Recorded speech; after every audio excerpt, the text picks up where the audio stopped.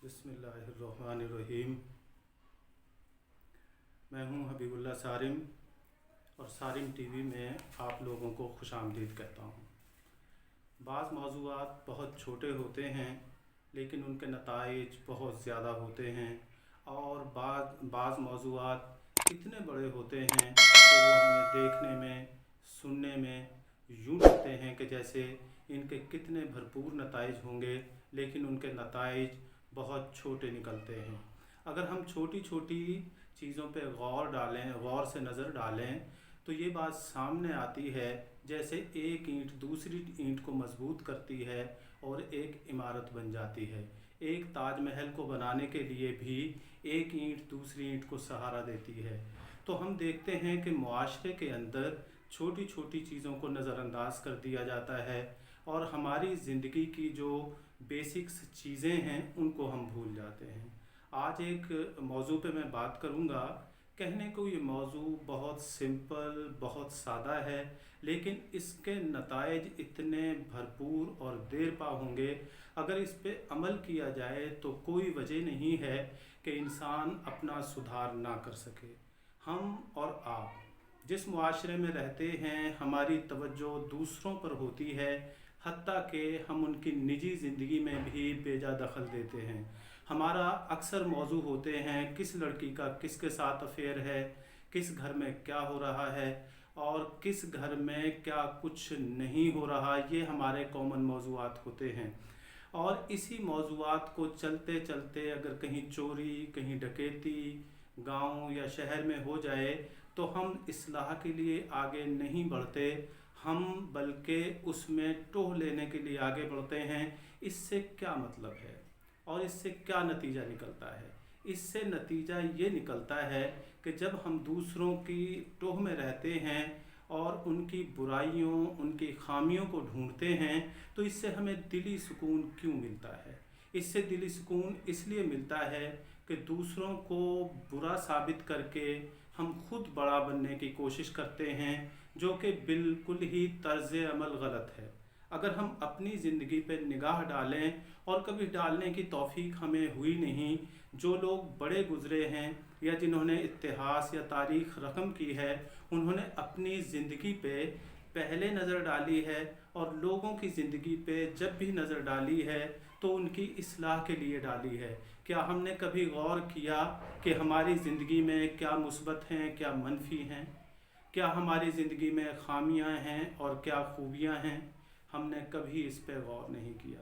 बहुत सारी वजूहात हो सकती हैं, लेकिन मैं 2-3 पॉइंट आपके सामने ऐसे रखूँगा जिससे ख़ुद की जांच हो सकती है, जिससे ख़ुद की परख हो सकती है।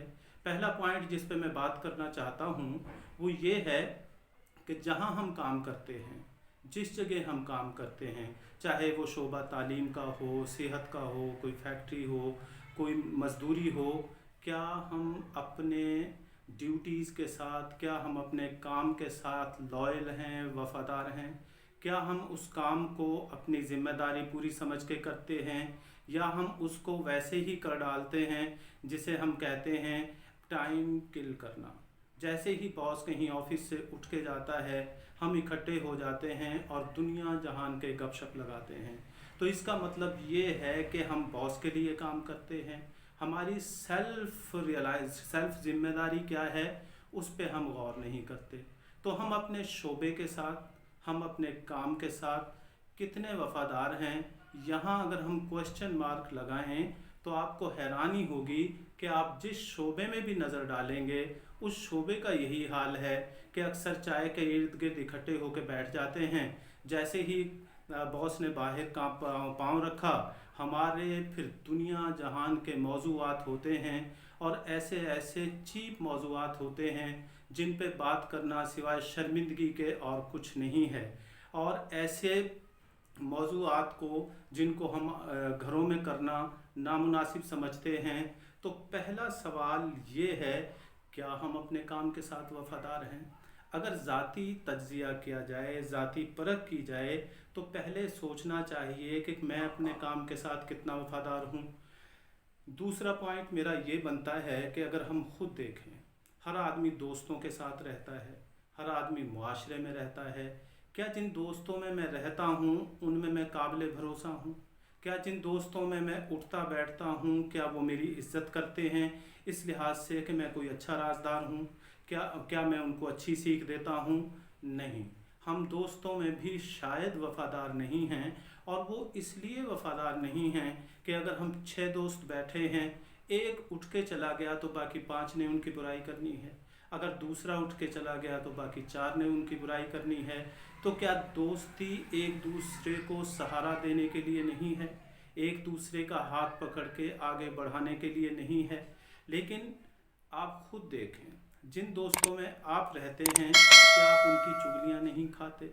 जिन दोस्तों में आप रहते हैं क्या आप उनकी बुराई नहीं करते? जिन दोस्तों में आप रहते हैं क्या उनकी वजह से आप लोगों को ज़िल्लत का सामना नहीं उठाना पड़ता? मेरा कॉल ये है कि इंसान दोस्तों के हाथों बर्बाद नहीं होता, इंसान दुश्मनों के हाथों बर्बाद होता है। तो गौर करने की बात ये है कि हम खुद देखें कि हमारे अंदर क्या क्या चीज़ें हैं।